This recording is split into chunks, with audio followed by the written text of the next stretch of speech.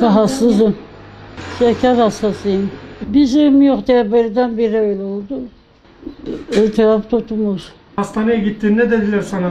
Bilmem, hatırlamıyorum. Diyarbakır'a sevk ettiler. Evet. Ondan sonra Ben eve geldim. niye götürmediler seni Diyarbakır'a? Durumu şekerden dolayı ayağa vurmuş. Ayağı vurduktan sonra ayak iki parmağı da siyah olmuş, çürümüş yani. Kesmesi lazım. Eğer o ameliyat olmazsa dize kadar gelecek, dize kadar kesilecek. Üçüncü de devletin himayesinde olsunlar. Daha güzel, bakımı, şeyleri olsun. Bu evde yaşamazlar. Kimse bakamaz onlara. Çürüp gidecekler zaten. Bu yarın öbür gün hastaneye gitmesi lazım. Gitmezse, o ameliyat olmazsa o dize kadar kesilecek. Yani yavaş yavaş yükseliyor, dize kadar yükseliyor yani. Bunu hastaneye götüreceğiz, Diyarbakır'a. O ayak kesmesi lazım, o parmak kesmesi lazım. Zita yoktu. Bu da doktorlar ameliyat edemiyor. 3-4 ay önce siz başvuruda bulundunuz mu daha önce de? Nereye? Sosyal yardımlaşmaya, hastaneye, sağlık müdürlüğüne. Yok, başvurmadık. Hatta ben dedim ki bu evde çıkın. Pis kokuyor, leş gibi kokuyor. Mikrop kokuyor. Kimse yaşamıyor burada. Ne dedi bana? Biliyor musun ne dedi bana? Dedi kim bana hayır yapacak?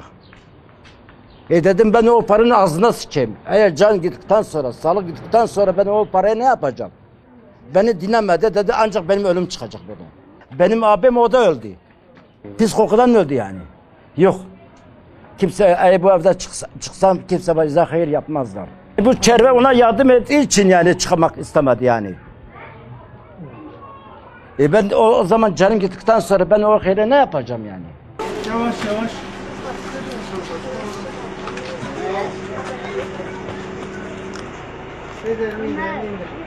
Gel karşıma geç.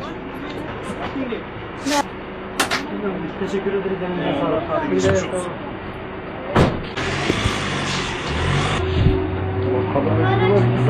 Siirt Sosyal Hizmet Merkezi Müdürlüğü'nde müdür yardımcısı olarak görev yapmaktayım. Biz müdürlük olarak zaten takip ettiğimiz bir aileydi. Aylık rutin olarak evi ziyaret etmekteyiz müdürlüğümüz olarak. Ancak anne iki engelli çocuğuyla birlikte yaşamaktadır. Müdürlüğümüze bakım ücreti almaktadırlar. Rahatsızlığını hani sizin aracınızla bize bildirmesi üzerine hemen Sağlık İl Müdürlüğü ile Aile Sosyal Hizmet Merkezi Müdürlüğü olarak müdahale ettik. Anneyi Sağlık İl Müdürlüğü'nde Siirt Eğitim Araştırma Hastanesi'nde tedavi altına alındı. Çocuklar da engelli olması münasebetiyle müdürlüğümüz koruma altına alındı. Engelsiz Yaşam Merkezi Müdürlüğü'ne alacağız. Şu anda bizim denetimimizde olacaklar. Devletin himayesi altında olacaklar. Elimizden gelen bütün gayretleri devlet olarak, müdürlüğümüz olarak seferber edeceğiz. Siz de böyle bize haber vermeniz üzerine ülke ajansa teşekkür ediyoruz.